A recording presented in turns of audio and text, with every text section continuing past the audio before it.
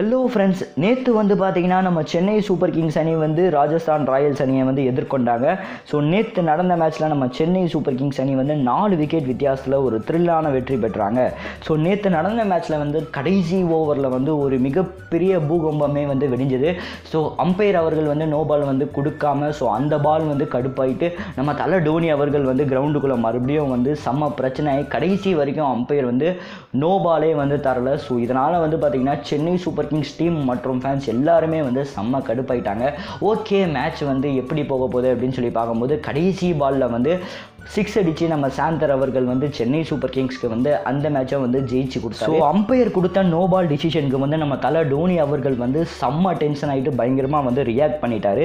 So இதுக்கு வந்து பார்த்தீங்கன்னா நம்ம தலை டோனி மேலே வந்து 50% வந்து மேட்ச் ஃபைன் வந்து கட்டணும் அப்படின்னு சொல்லியிருக்காங்க.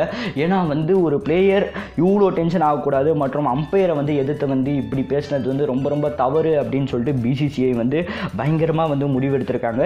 ஸோ இதனால் வந்து பார்த்தீங்கன்னா நேற்று நடந்த மேட்சுக்காக நம்ம தலை டோனி அவர்கள் வந்து 50% ஃபைன் ஃபீஸை வந்து கட்டணும் அப்படின்னு சொல்லிட்டு தெளிவாக வந்து சொல்லியிருக்காங்க.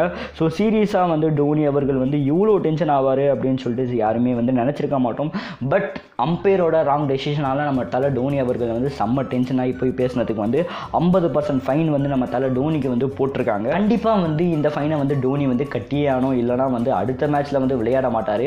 ஸோ இதுக்கான முடிவு எல்லாமே வந்து போய்கிட்டு இருக்கு. ஸோ என்ன நடக்க போகுது அப்படின்னு சொல்லி வெயிட் பண்ணி பார்ப்போம். ஸோ டோனிக்கு வந்து 50% ஃபைன் போட்டதை பற்றி நீங்கள் என்ன நினைக்கிறீங்க அப்படின்னு சொல்லிட்டு உங்கள் கருத்தை மறக்காமல் கமெண்ட் பாக்ஸில் கமெண்ட் பண்ணுங்கள். அதுக்கப்புறம் இந்த நியூஸ் வந்து பார்த்தீங்கன்னா கிரிக் பஸ்ஸில் வந்து போட்டிருக்காங்க. ஸோ நீங்கள் வந்து அந்த ஆர்டிக்கலை படிக்கணும் அப்படின்னு சொல்லிட்டு நினைக்கிறீங்கன்னா மறக்காமல் போய் பாருங்கள். அதுக்கப்புறம் சப்ஸ்கிரைப் பண்ணலன்னா மறக்காமல் சப்ஸ்கிரைப் பண்ணுங்கள். இன்னும் பல இன்ட்ரெஸ்டிங்கான கிரிக்கெட் அப்டேட் வந்து காத்துக்கிட்டு இருக்கு. ஸோ நன்றி, ஜெய்ஹிந்த்.